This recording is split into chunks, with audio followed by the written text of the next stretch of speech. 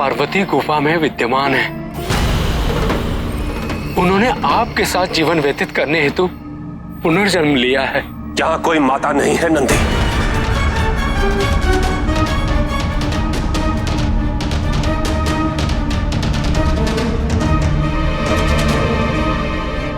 मेरे गृहस्थ आश्रम पे प्रवेश पर पूर्ण विराम लग चुका है।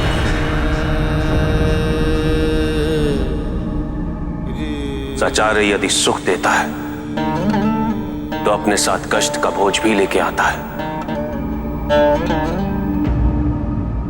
महादेव, सृष्टि की निरंतरता बनाए रखने के लिए और उसे स्थिरता प्रदान करने के लिए आपका और देवी पार्वती का मिलन अनिवार्य है। और फिर देवी पार्वती ही सती है। कुछ नहीं बदला है महादेव, वो आपके सारे प्रतिबंध मानने के लिए तत्पर है। मैंने उन्हें पहचान लिया है ब्रह्मदेव।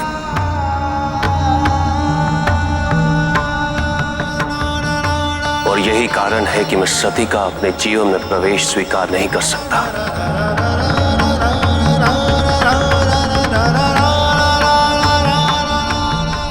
आप स्वयं महायोगी हैं महादेव। देवी पार्वती को योग की दीक्षा देकर आप उन्हें अपने योग्य बना सकते हैं। आपके संरक्षण में वो परिपक्व हो सकती हैं महादेव। मुझे किसी को कोई दीक्षा नहीं देनी है ब्रह्मदेव।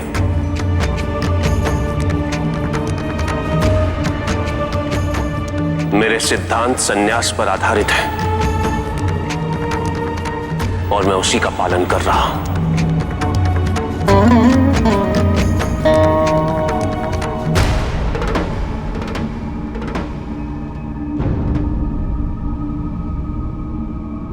कदाचित हम थोड़े अधीर हो गए हैं। महादेव की मनोस्थिति अभी स्थिर नहीं है। कामदेव के हनन होने के पश्चात महादेव विवाह से और भी तटस्थ हो गए हैं। जो पल देवी पार्वती के लिए एक सुखमय क्षण हो सकता था, वो महादेव के रुष्ट होने के बाद असीम वेदना में परिवर्तित हो गया है।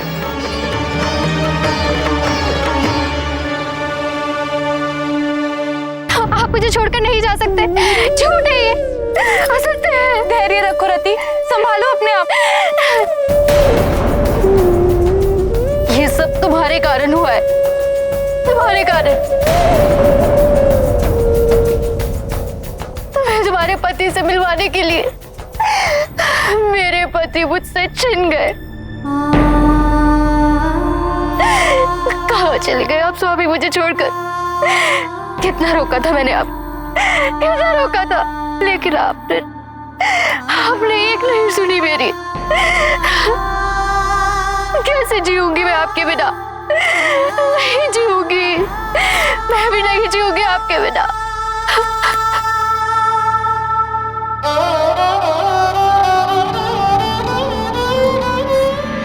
देवी रति,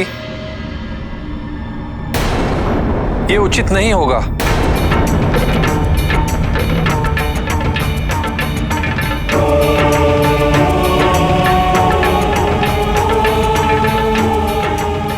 मेरे पति महादेव जैसे महायोगी पर अपने बाणों का प्रयोग कभी नहीं करना चाहते थे। केवल आपके कारण मेरे पति को महादेव के कोप का महाजन बनना पड़ा। मैं आपको श्राप देती हूँ इंद्रदेव,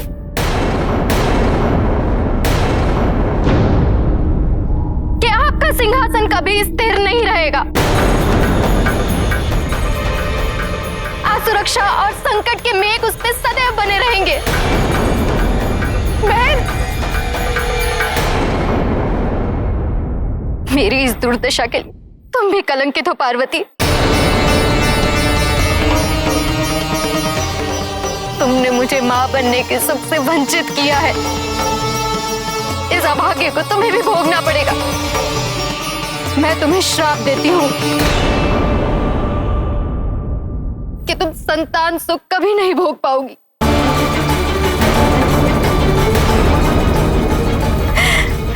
कभी नहीं। ऐसा अनर्थ मत कीजिए माते, ऐसा अनर्थ मत कीजिए माते।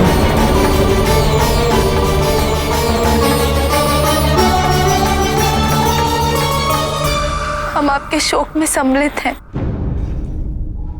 आपका पूरा अधिकार बनता है हमें श्राप देने का।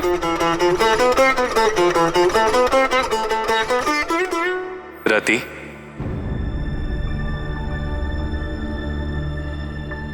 इस श्राप का परिणाम इस सृष्टि का अंत होगा।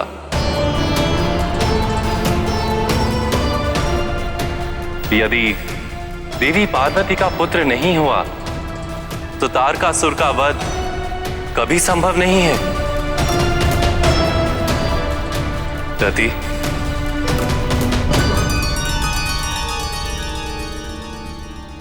इस संसार के हर रूपवान वस्तुओं में, सुगंधित पुष्पों में, प्रणय याचना और कला में कामदेव सदैव विराजमान रहेंगे।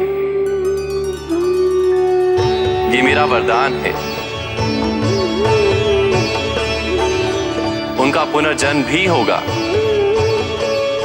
मेरे कृष्ण अवतार में मेरे पुत्र प्रद्युम्न के रूप में उनका विवाह पुनः तुमसे होगा।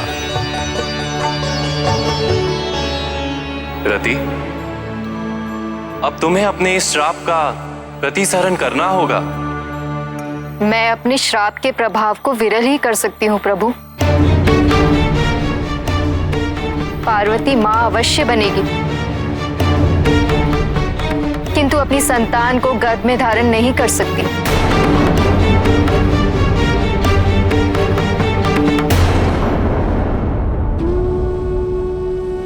आपका श्राप हमें मान्य है और हमारा आशीर्वाद सदैव आपके साथ रहेगा। आप पुनः कामदेव की पत्नी बनेंगी और हमारे समान आपको अपने पति के बहिष्कार का सामना कभी नहीं करना पड़ेगा।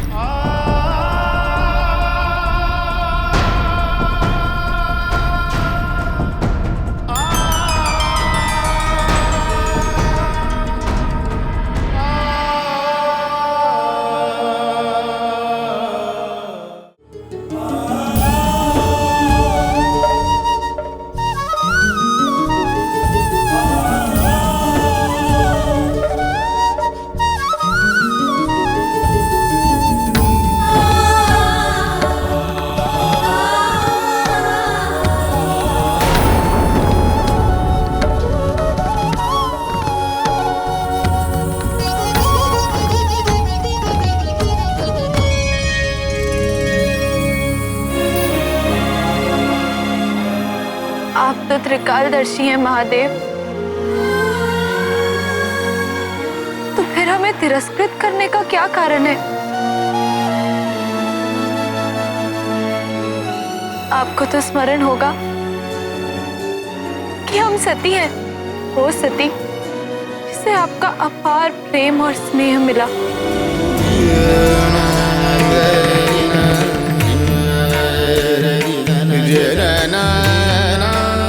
हमें तो अपने विगत जन्म के प्रत्येक क्षण का स्मरण है।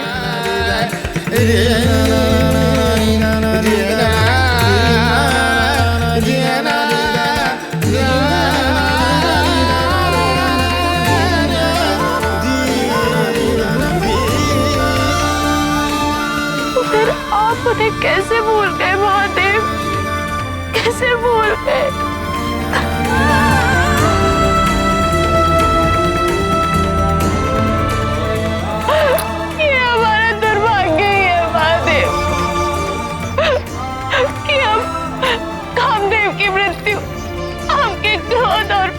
का